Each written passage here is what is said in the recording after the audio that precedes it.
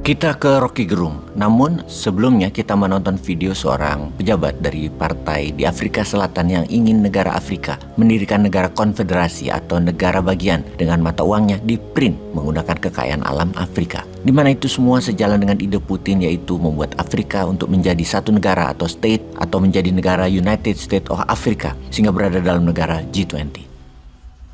They don't have borders in Europe. But when it comes to us, they say, no, you must have borders. Why? The division of of Africa is what makes them thrive. They thrive on the division of the African continent. Can you imagine the minerals of DRC combined with the minerals of South Africa and with a new currency based on the minerals? What we can do to the dollar if we become a United States of Africa? With our minerals alone, we can collapse the dollar. We can collapse the strong pound that is based on gold, yet they don't have a gold mine. So why do you allow such things? There were no borders, and we must all of us unite in that call. Free movements of peasants, free movements of goods will make this country flourish.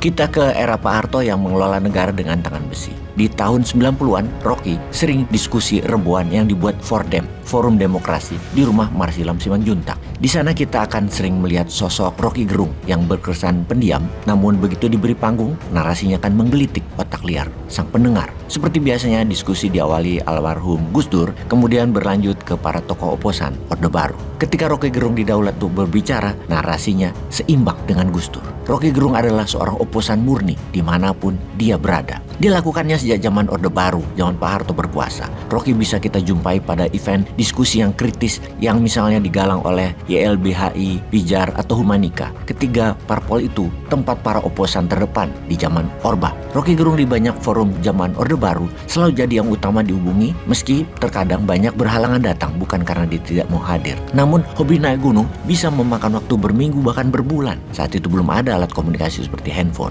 Diskusi-diskusi pada rezim SBY bersama elemen buruh, mahasiswa, tani, nelayan, dan lain sebagainya sering dilakukan demo besar selama SBY berkuasa. Misalnya Mei 2008 menentang kenaikan BBM, ada Rocky Gerung. Zaman itu seakan tiada hari tanpa demonstrasi, dari soal BLBI, kenaikan BBM, Century Gate, dan lain sebagainya. Diskusi rutin di banyak tempat. Jika hadir Rocky Gerung, selalu dia jadi pembicara favorit. Jadi kawan-kawan aktivis tahu persis kritisme Rocky Gerung itu sudah sekian berganti orde. Selama itu pula sosok Rocky Gerung tak pernah berubah, bersahaja, sederhana, dan selalu tajam. Saat ini Rocky Gerung tajam menyoroti ketidakberesan pengelolaan negara. Rocky pernah ikut kuliah di 4 fakultas seperti fisika, ekonomi, politik, dan filsafat. Semuanya memang tidak diselesaikannya, tapi istimewanya beliau 15 tahun mengajar di Fakultas Sastra dan Budaya jurusan filsafat Universitas Indonesia, kampus terkemuka. Sangat langka sebagai dosen di UI, apalagi beliau tidak pernah mengambil gaji atau honorarium. Rocky Gerung tiap zaman atau orde memang seperti itu adanya. Bahkan nanti ketika Newman mendapat mandat nih ya, Newman menjalankan printing money, rupiah berbasis sumber daya alam yang akan memprint 5.000 triliun rupiah dengan underlying project seperti membuat puluhan ribu kapal nelayan,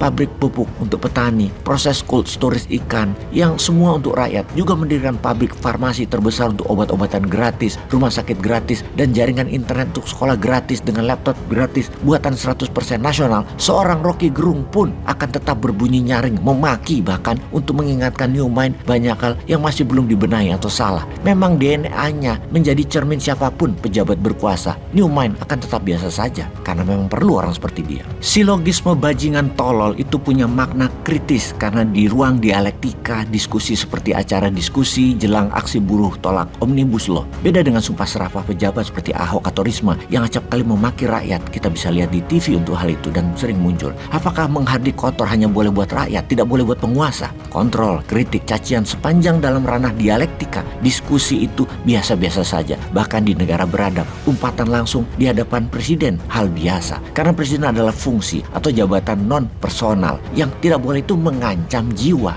Justru substantifnya ucapan Rocky Gerung adalah penolakan IKN, KKN yang ganas. Bukti ganasnya KKN sudah 4 menteri di era Pak Jokowi jilid 2 ini yang dipenjara. Belum lagi pejabat-pejabat di bawahnya yang banyak korupsinya. Kritikan tentang dinasti politik, pengelolaan sumber daya alam, hutang, dan banyak lagi. Jadi biarkanlah Rocky Gerung itu terus bersuara. Tidak ada motif pribadi, apalagi mengancam kekuasaan. Rocky itu dari suku Minahasa, beragama Kristen. Rocky itu double minority. Biarkanlah Rocky berkata sekeras-kerasnya ke telinga penguasa. Dia hanya speaker dari mampetnya demokrasi kok.